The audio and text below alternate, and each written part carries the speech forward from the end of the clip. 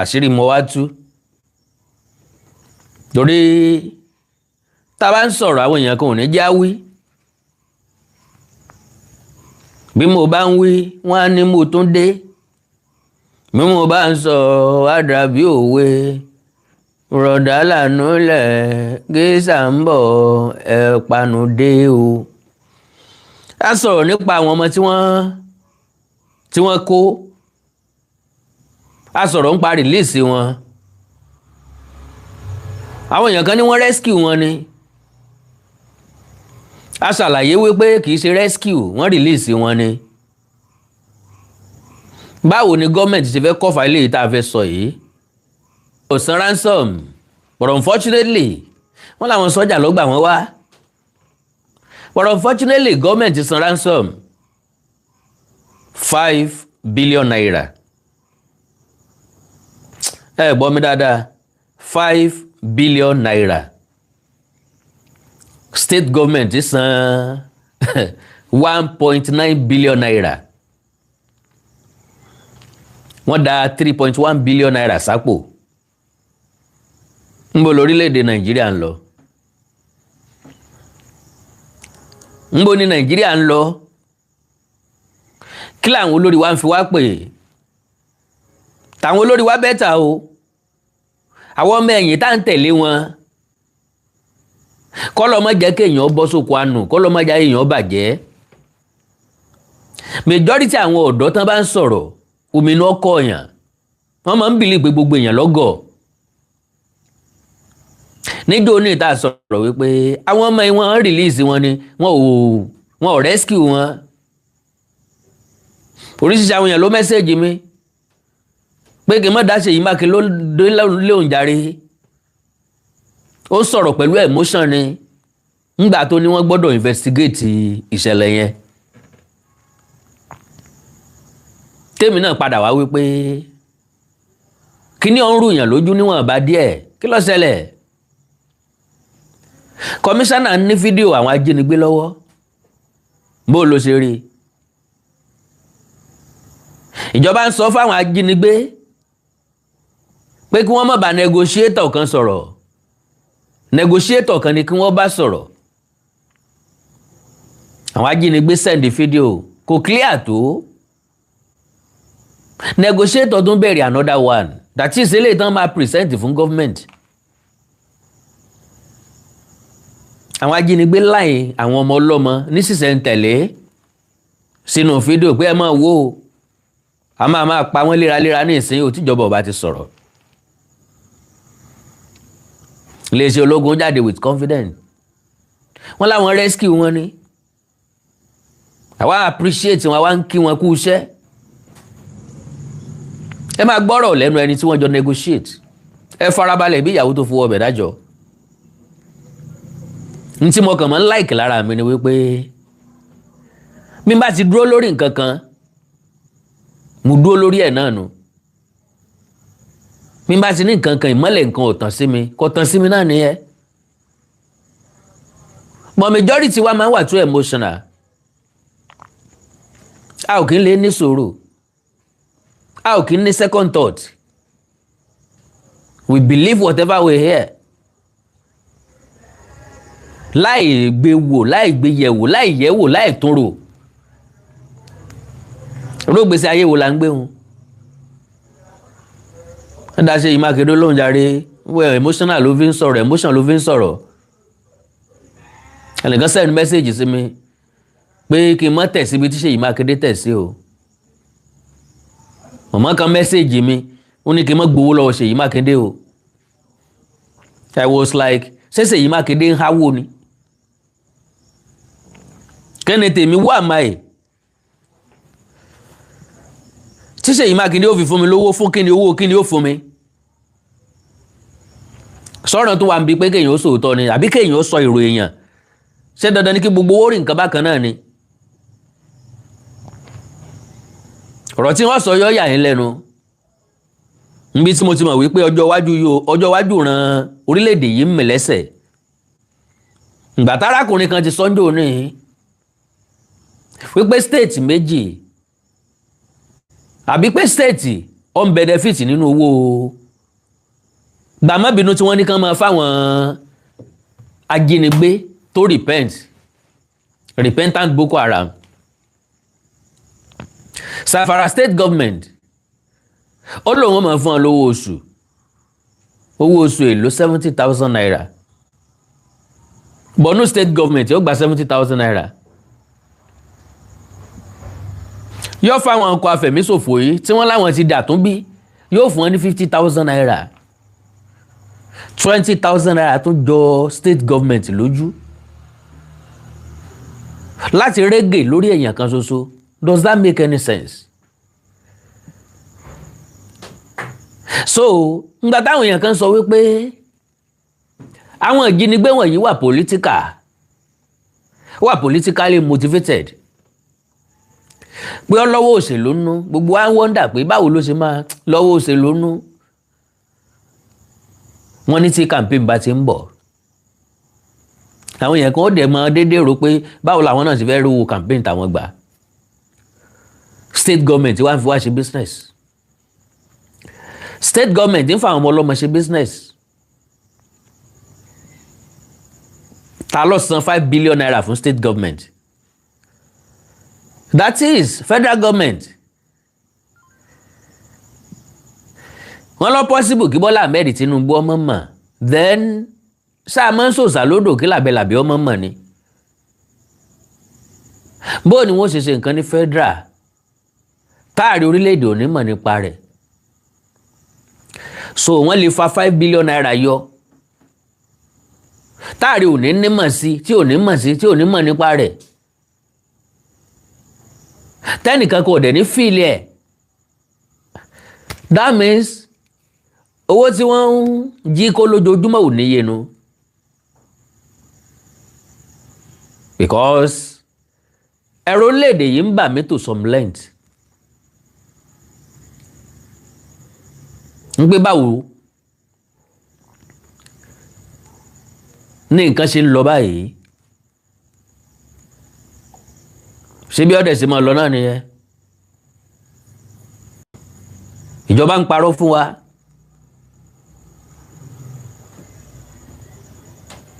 Ṣẹ́rù ọ̀bẹ yín kò sóòótọ́ ní Nàìjíríà. Òótọ́ dọ́jà òkúta, owó gèrègèrè, owó ńláńlá là ń rèké. Máà ní sọ̀rọ̀ fọ̀rọ̀ tì. Ó ní àwọn ọkọ̀ afẹ̀míṣòfò tó káwọn ọmọ kéékèèké yìí wọ́n pe òun ní fídíò kọ̀. Wọ́n á bẹ̀rẹ̀ sí níbẹ̀ wọ́n pé kí wọ́n má pa àwọn ọmọ ọlọ́mọ kí wọ́n fẹ́ pa wọ́n fún,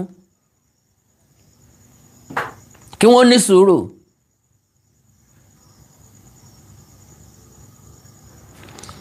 Jẹ́jẹ́ ń jẹ́ kẹ́ gbọ́rọ̀ lẹ́nu ẹ̀ kọ́mọ́dà bí àárẹ̀ sọ. Bẹ́ẹ̀ ṣe ń wọlé ẹ̀kàn bá mi pín program ẹ bá mi share ẹ̀. Ẹ jẹ́ kó dọ́dọ̀ àwọn èèyàn kan, gbogbo àwọn tí ń lenú belebele, ìjọba ò lè mọ̀ ń pa rẹ̀. Ìjọba ò san ransom. Ìjọba ó dé ìta gbangba pé láyéláyé àwọn ò lè san. Ikọ̀ afẹ̀míṣòfò gba wọ́n request fún 5 billion naira.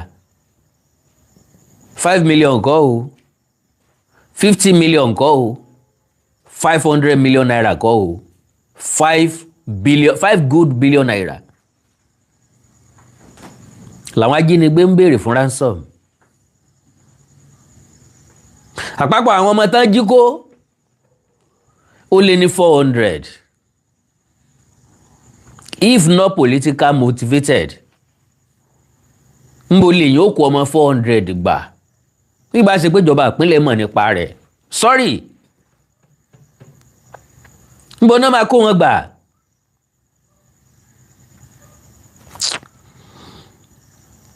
Mi fẹ́ lo àmì fàágùn rárá, àkó tí mo fẹ́ lò ń bí ọ̀pọ̀, mi fẹ́ jẹ́ kó pọ̀ rárá. I don't want to use àmì fàágùn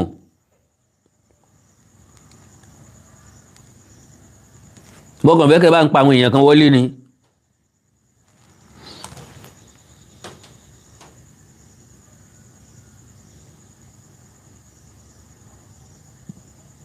ẹjá jọ pín ẹjá jọ pín.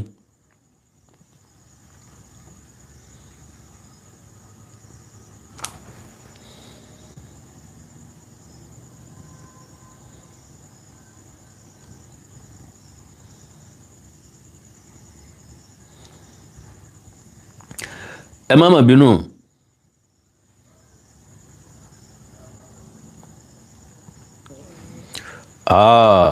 Okay. èmi náà rí pé mo ti múra lẹ̀ tẹ́lẹ̀tẹ́lẹ̀ ọkàn mi ti ń sọ pé nẹ́tíwọ̀kì ń yóò ṣe léyìí tó wù ú.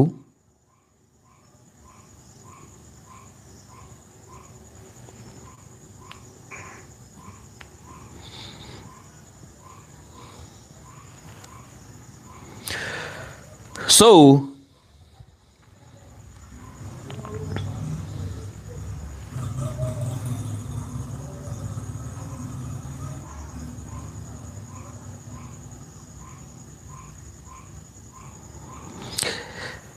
ẹ jẹ́ yóò wù mí ká máa gbọ́ràn síra wa lẹ́nu.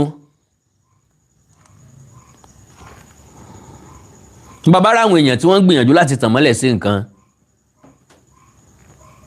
ká jẹ́ kí ẹlẹ́ẹ̀dẹ́ wọn kó máa bá ẹ̀ẹ́dẹ́ rẹ̀ jálẹ̀. ẹ má fi bẹ́yìn ṣe jó lóṣèlú nǹkan ẹyọ kan tó ràn mí lọ́wọ́ láyé mi ni pé mi ò kí ń so lóṣèlú. ọ̀rọ̀ òṣèlú kì í dẹ̀ kó sí mi lọ́pọlọ. No, I love it that way. ó rí lè ràn mí lọ́wọ́ gan-an because mo jókòó mo wò ó dáadáa. tí n bá jó lóṣèlú máa wà bias, dandan ni kí n gbèsè gbé òṣèlú mi lẹ́yìn. ṣùgbọ́n tí n bá jó lóṣèlú máa ní freedom, màá lè sọ̀rọ̀ sí ẹni olóṣèlú tell everybody ó mọ̀ wípé ọmọ tí ń sọ. ṣùgbọ́n tí n bá jó lóṣèlú wọn ó ti mọ̀ mí mẹ́gbẹ́ òṣèlú kan. mò ń bẹ̀ ni ẹ bá ń pín program yẹn, ó wà very very important. ó wà very very important.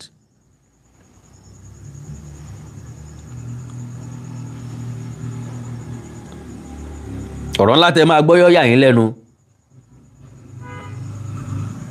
mi ò rírò ẹ̀rí láyé mi o.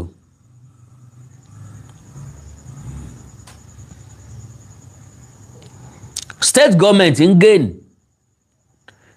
nínú owó ìdàlúrú. ìjọba ìpínlẹ̀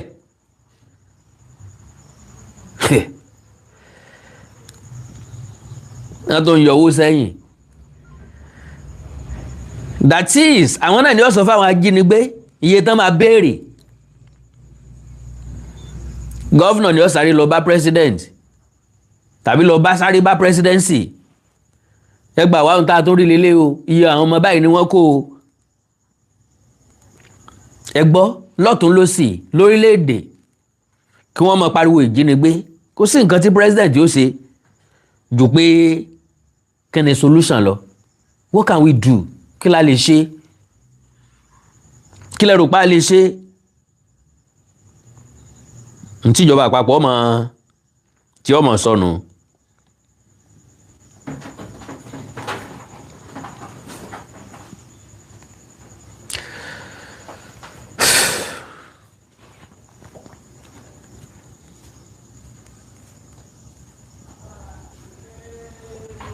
All right. Now, ẹjá ṣe láwẹ́láwẹ́.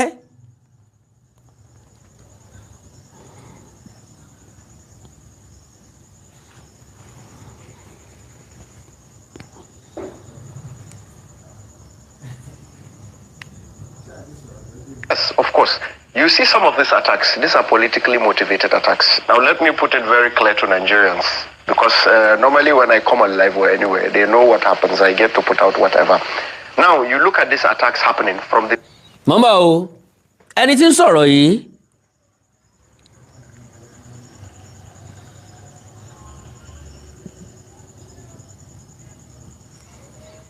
Mama o.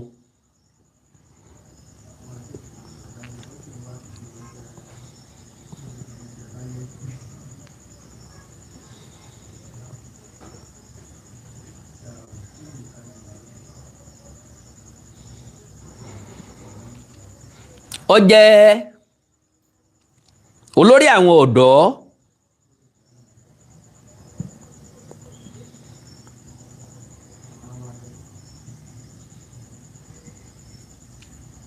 ẹ má bínú ẹ má bínú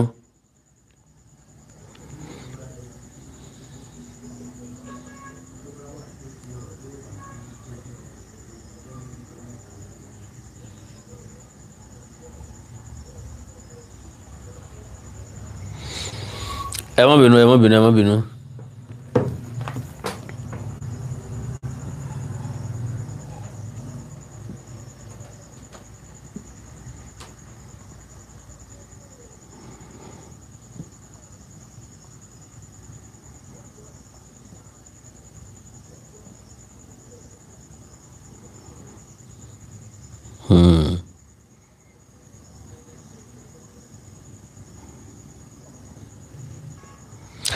Orúkọ rẹ̀ a máa jẹ́ Samaila Kaigama, President of the Borno South Youth Alliance.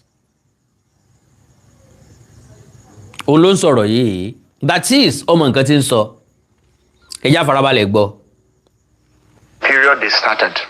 It started around the political, in fact, campaign period, preparations for elections and all that. Now, the women of the Goshe, that is the 460 women and children. They were what? They were at a specific point. You see the media talking about they were rescued, they were this, they were that. We did the mediations. Ṣé ń gbọ́rọ̀? Media àti iléeṣẹ́ ológun ń pariwo pé wọ́n rescue wọn ni, wọ́n rescue wọn ni. Ó ní we did the mediation. That is, abọ́ sáàrin àwọn ajínigbé yìí, àwọn ọkọ̀ afẹ̀míṣòfò yìí àti ìjọba láti negotiate láàrin wọn. We did the kì í ṣe pé ó sọ pé dè ó wà ń bẹ̀ ó involve àwọn ajínigbé ṣe fídíò call pẹ̀lú ẹ̀ wọ́n send fídíò sí. I spoke to those people. I put those people into a position whereby they had to make a demand. Because I spoke with those people. Initially, they had no plans of releasing those people. You spoke to the terrorists? Of course, I was the one who made all the process. The video you saw online, I was the one who directed them to get. Can you imagine? The video you saw online, I was the one who directed them to do the video.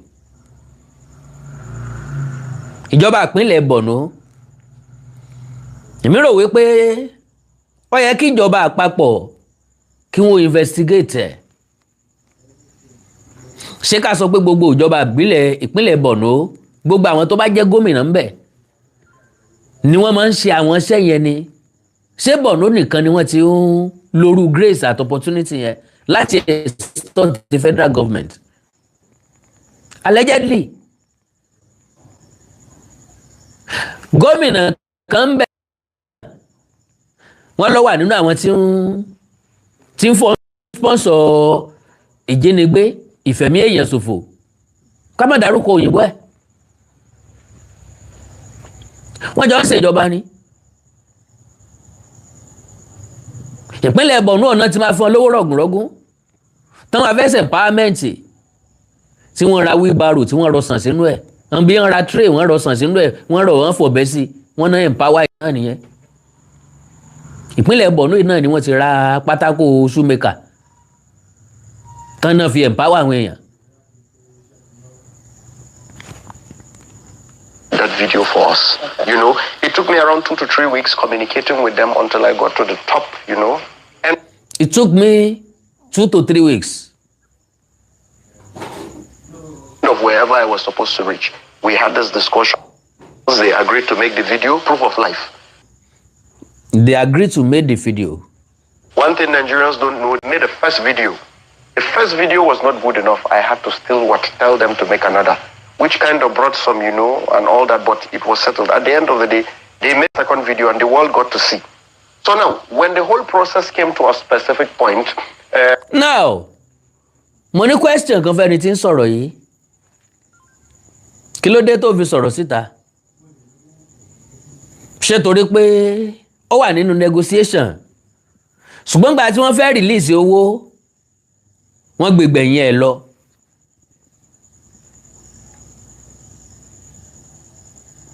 ṣe lọ́jẹ́ kó sọ̀rọ̀ síta àbásìkò tó láti sọ̀rọ̀ síta bóun gangan wà disturbed because ó náà mọ̀ pọ́n máa sanwó so náà encourage wọn kí gọ́ọ̀mẹ̀ntì ó sanwó ṣé kò sínú àwọn tí wọ́n jọ ń pressurize gọ́ọ̀mẹ̀ntì bí ẹ má wọrí ẹ san fún wọn kán lè release àwọn ọmọ yẹn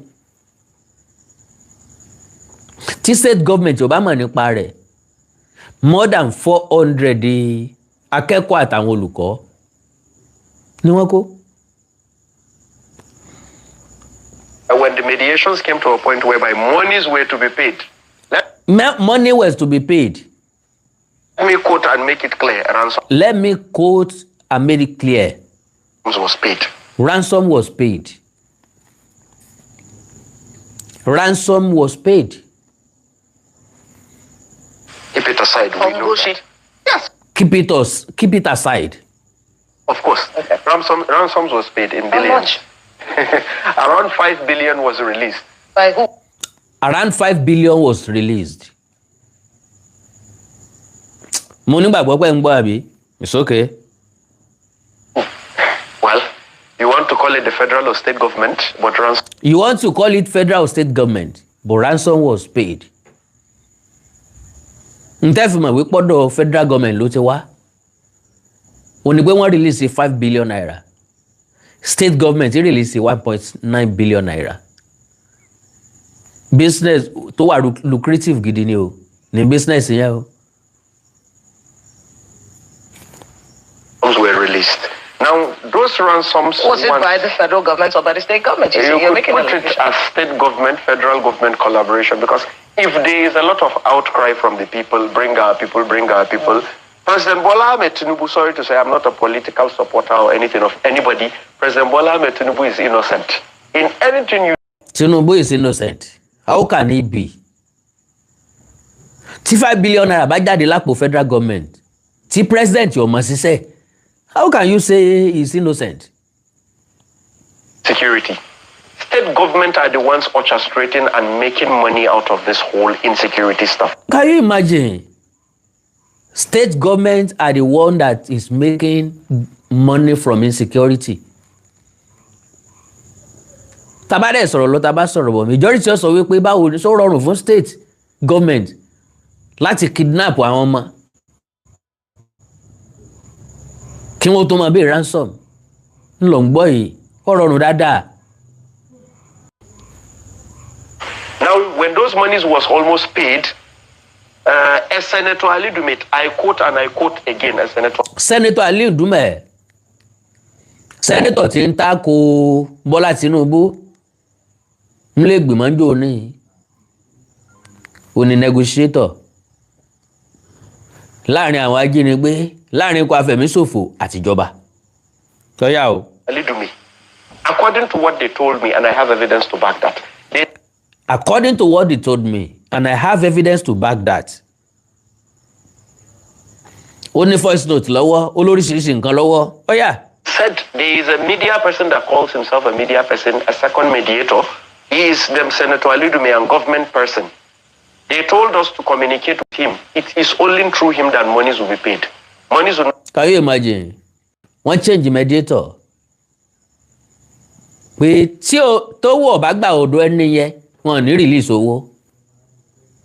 It is only through him the money will be paid. Bí ó bá ti wá jẹ́ true ẹ̀, ẹ gbàgbé ẹ̀ owó ní jáde. Ta lẹni yẹn? Ta ló ní tó ń ṣiṣẹ́ pọ̀ pẹ̀lú? Ńbo lówó ti jáde? Be paid through anybody because he is their in-house mediator. In-house mediator. Ìjọba ní agbẹnusọ tí wọ́n pẹ̀lú àwọn Boko, pẹ̀lú àwọn Iswa, pẹ̀lú àwọn ajínigbé, pẹ̀lú àwọn afẹ̀míṣòfò. Mo respect fẹgbẹ́ tán bá jẹ́.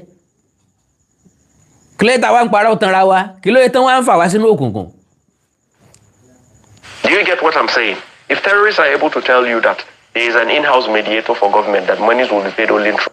Can you imagine? If terrorists can be telling you that there is in-house mediator in the government house that can only pay through, that you can only pay through.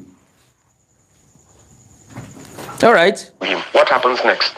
I told them, look, go ahead, do the mediations with him, release our people. That is all I want. Okay? That is, sorry o, owó dìjà láàrin wọn pẹ̀lú ẹni tí ń sọ̀rọ̀ yìí.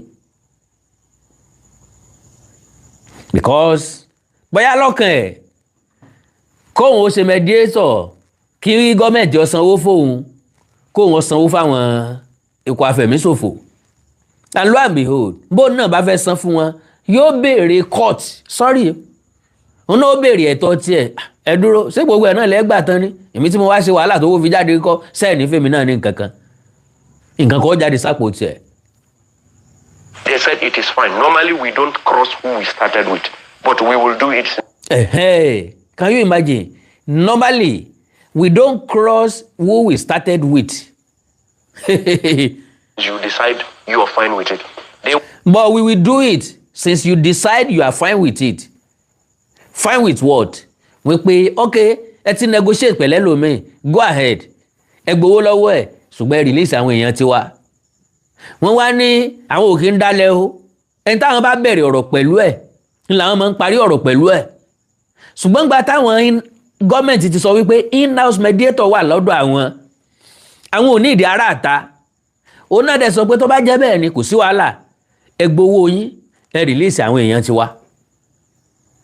Owó dìjà. It's okay. Went ahead, they made the mediations, they received ransoms. They received ransoms. Later, they complained to me that the ransom they received was 1.9 billion. Ibi Nàìjíríà ń rè yìí o. Ó mọ̀ ń bà mí lẹ́rù o. Wọ́n san ransom. Máànù yìí ní later wọ́n complain fóun pé 1.9 billion naira ni wọ́n mọ̀ san fáwọn. 3.1 billion tó kù ńkọ́? Ẹ gbọ́rọ̀. Whilst 5 billion was released, where is the 3 billion 100 million specifically? Who was the mediator sent in? They said it was a Senator Alidume mediator. So where are the monies? I have been speaking about this for a long time. You don't see DSS bringing in, okay, let's bring in these people. Let's see, let's investigate, let's get facts together. You don't see NSA saying it. Can you imagine? Adẹ́nfẹ́ solution. Ẹ rójú olè ẹ ò mú, tìrẹ́kẹ́ ẹ rójú olè ẹ ò mú. Ọlọ́run dáríjì mi, Ọlọ́run dáríjì mi, Ọlọ́run dáríjì mi, Nàìjíríà yóò lè dáa. Ọlọ́run dáríjì mi o, Nàìjíríà ò lè ṣe kíni kò lè dáa. Nàìjíríà yìí la wà o. Tí gọ́ọ̀mẹ̀ntì Buhari fi ní àwọn mọ àwọn èèyàn tí ń sponsor Boko Haram. Àwọn ní list wọn lọ́wọ́. Ṣùgbọ́n wọn ò release ẹ̀. Nàìjíríà yìí la wà. Toríṣiríṣi àwọn Boko tí wọ́n jẹ́wọ́ pé àwọn èèyàn báyìí ní sanwó àwọn, èèyàn báyìí ní gbowó àwọn, èèyàn báyìí ní sponsor àwọn, èèyàn báyìí ní motivate àwọn. Ìjọba ò gbé ìgbésẹ̀ kankan lórí wọn. Tàwa ní tẹnìkan. Irú ẹni tó negotiate pẹ̀lú àwọn Boko yìí tó gba 5 billion jáde tó san 1.9 billion. Ẹ wo bọ́n ṣe máa ń dárúkọ owó bí ìgbà tán bá ń dárúkọ 120,000 naira.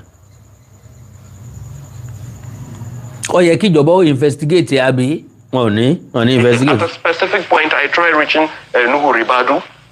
In every aspect, he says my call, he does not pick.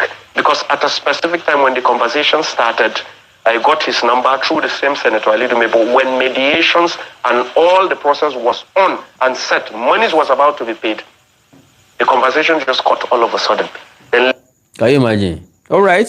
Later, they now told me, because they tell me certain things. They told me, look, they sent in a different mediator. They said monies can only be paid through him. So where are the rest of the money? So when we said literally state government is complicit, I don't know about federal, but I know of state. And presently, the children in Musa that were kidnapped, I started another mediation with ISWAP.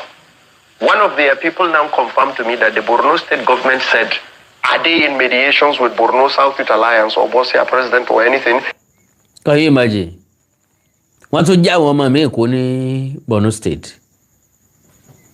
Borno State governor allegedly gẹ́gẹ́ bí tí màánù yìí ń sọ ó ń béèrè lọ́wọ́ àwọn ISWAP wípé ṣé wọ́n negotiate pẹ̀lú òun àbí wọ́n ní another in-house mediator. If they are, they should not, that they have who they would run their whole thing with. Tó bá jẹ́ pé wọ́n ti bẹ̀rẹ̀ ẹ̀ lóòótọ́ kí wọ́n stop ẹ̀ àwa láwọn tí wọ́n negotiate fáwa àwa láwọn mediator tọ̀dọ̀ ti wá. Tó bá jẹ́ pé tí ń ṣe pẹ̀lú president Southern kìnìkan ní Borno State ẹ̀ stop ẹ̀ Southern youth. Everything. All of a sudden, Borno State government commissioner at a forum played a video, a 9 seconds or is it 18 seconds video of the children being held by ISWAP. Where did he get the video? Ọ̀rọ̀ lélẹ̀ o. Níbo ni commissioner ti rí fídíò? That means bàbá commissioner náà ń sọ̀rọ̀ pẹ̀lú àwọn ISWAP nìyẹn. All right.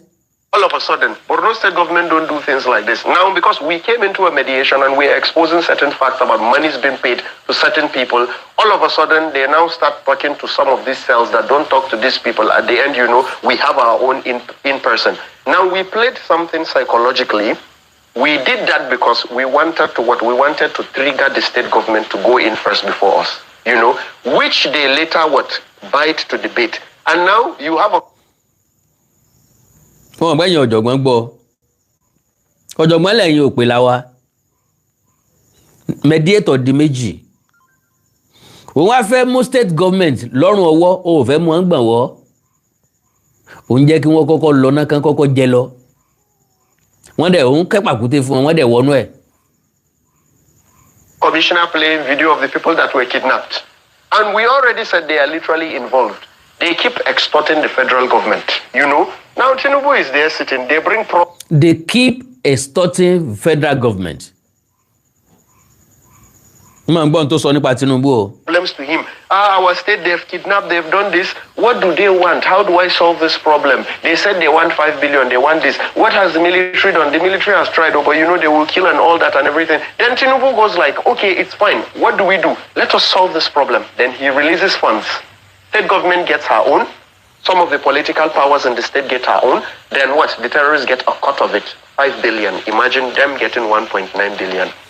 This is something they told me, and we have everything evidently. There is nothing to hide here. And we are tired. That is why we are speaking out now. All right. Life ako wa sofo. Nti ó ṣàṣẹlẹ̀ ni wípé ìjáde nínú negotiation ẹ̀ntọ́ rí ẹ kó léwájú wọn gba sẹ́gbẹ́ kan òun náà dẹ̀ mẹ́nu líle. All right. Ẹgbọ́rọ̀ máa nìyí o. The president of Borno South Youth Alliance, Sumaila Kaigama, recounted a frightening moment during negotiations over the abduction of other victims from Orire in Oyo State, alleging that kidnappers threatened to pine several women and children because they believed the government was not responding quickly enough. Speaking during an interview náà ni mo play fún yín, Kaigama described what he said was one of the most tense moments. Nti mo ra play 5 minutes ń bẹ̀ yẹn 20 something minutes ni o. Mi kàn fẹ́ gba time yín ni. Okay? Now, he said one of the most tense moments of the negotiations. He claimed the abductors contacted him through a video call and showed a group of women and children whom they threatened to execute if their demands were not met promptly. According to Kaigama, the incident demonstrated the level of danger surrounding the negotiations and the pressure placed on those working to secure the release of the captives. He said the kidnappers appeared determined to convince negotiators that they were prepared to carry out their threats unless swift action was taken. Narrating the experience, Kaigama said, and I quote, "They lined up about 15 to 25 women and children.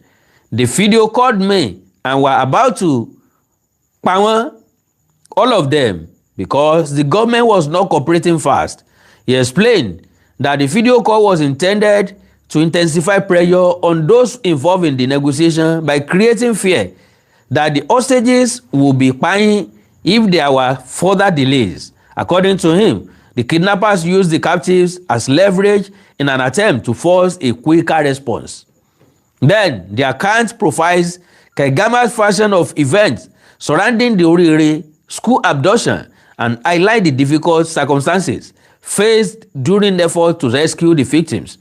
However, there has been no official confirmation from the Nigerian authorities regarding his specific claims about the alleged video call or the threats made by the abductors. But lo and behold, gọ́ọ̀mẹ̀ntì yídì sí láti san ransom. Gọ́ọ̀mẹ̀ntì lè jáde láti wá sọ fún wa wípé wọn ò san ransom. Wọ́n láǹfààní àti sọ fún wa wípé wọ́n rescue wọn ni nígbà tí wọ́n tó jẹ́ pé ṣe làwọn yẹn release wọn. Kidnapping for ransom continues to pose major security challenge in several parts of Nigeria, with criminal groups increasingly targeting schools, communities, and travelers. Security agencies have continued efforts to combat the menace through intelligence gathering, rescue operations, and increased security deployments, while authorities have repeatedly urged citizens not to negotiate with kidnappers. So wọ́n ní ẹ má negotiate pẹ̀lú wọn mọ́. Gọ́ọ̀mẹ̀ntì ló kù tí wọ́n máa bá wa negotiate pẹ̀lú wọn. But àwọn tán jí kó lẹ́kìtì, family náà lọ negotiate pẹ̀lú wọn kán tó release wọn. Àwọn tán jí kó ní Kwara State, àwọn family wọn ló negotiate pẹ̀lú wọn kí wọ́n tó release wọn, kì í ṣe gọ́ọ̀mẹ̀ntì. Ọ̀pọ̀lọpọ̀ ló kú sákóló àwọn ajínigbé ńgbà tí gọ́ọ̀mẹ̀ntì tán ti respond. Ńgbà táriwo bá ti pọ̀, gọ́ọ̀mẹ̀ntì ò ní bọ́n ṣe fẹ́ san ransom mọ́ táàfin ní gbọ́. Ìdínú táriwo tó fi jẹ́ wípé wọ́n máa jáde láti wá sọ fún wa wípé wọ́n rescue wọn ni. Àwa náà máa dúpẹ́ lọ́wọ́ iléeṣẹ́ ológun, a dúpẹ́ lọ́wọ́ wọn. Bí ọba jẹ́ ti wọn ni majority wa àbá ti sí ìlú ọba ti dàrú jù bẹ́ẹ̀ lọ. But notwithstanding, kí ló dé tá à ń tanra wa? Kí ló dé tá à ń parọ́ fúnra wa? Kí ló dé tá ìṣòótọ́ gbalẹ̀ yìí kan? Kí ló dé tó jẹ́ pé ìfẹ́ owó ó gbọ́kàn àwọn èèyàn tó tó bẹ́ẹ̀? State government ń pawó nínú ìjínigbé. Àfihàn jẹ gómìnà. Kò sọ Borno State di Dubai o. Ó ń gba location ẹ̀ lóṣooṣù lọ́wọ́ government. Ìgbésí ayé àwọn èèyàn tí ń bẹ nípínlẹ̀ rẹ̀ ò dẹ̀ change. So naturally ẹlòmíì ọmọ wo pé ọ̀rọ̀ Borno ni bó ló ṣe kan ìjọba ìbílẹ̀ Oríire, the same thing náà ni. Kẹ́ni mo sọ the same thing náà ni o. Possibly wọ́n san ransom fáwọn onítọ̀. Lóòótọ́ ni wọ́n ká àwọn family wọn. Ṣùgbọ́n mi ò rò pé wọ́n rìn wọ́n lásán. Yes. Ẹjá tó jọ rò dáadáa. So bàbá kan náà sọ̀rọ̀.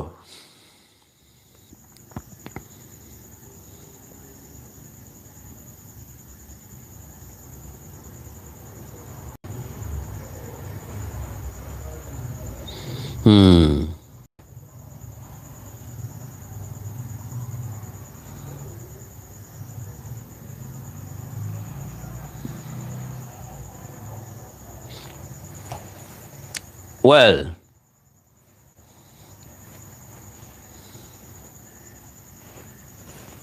hello sir, God bless you. Mbo.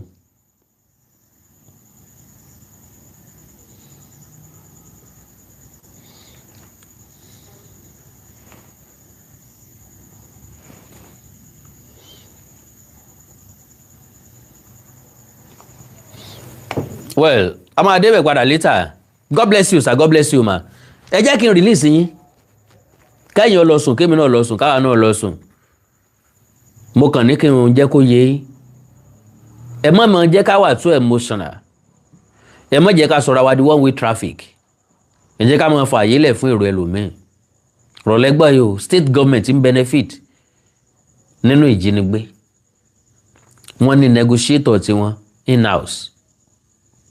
Tó lè bá wọn kò yẹ káyìn náà jiyàn pọ̀ wà ń gbèyàn ní Gúmí tí ó wọlé tọ̀ wọ́n tí ó lọ bá wọn oríṣiríṣi àwọn chairman local government kan náà lókè ọya ó lọ bá wọn tẹ́rọ́ níbi tán wà ìyẹn tiẹ̀ tó ṣèlérí fún wọn pé wọ́n bá wọn renovate ilé wọn oríṣiríṣi nǹkan bẹ́ẹ̀ bẹ́ẹ̀ ló ń ṣẹlẹ̀ mílíọ̀nù táwa kan wá ń fojú gbójú bí tá à ń gbójú bí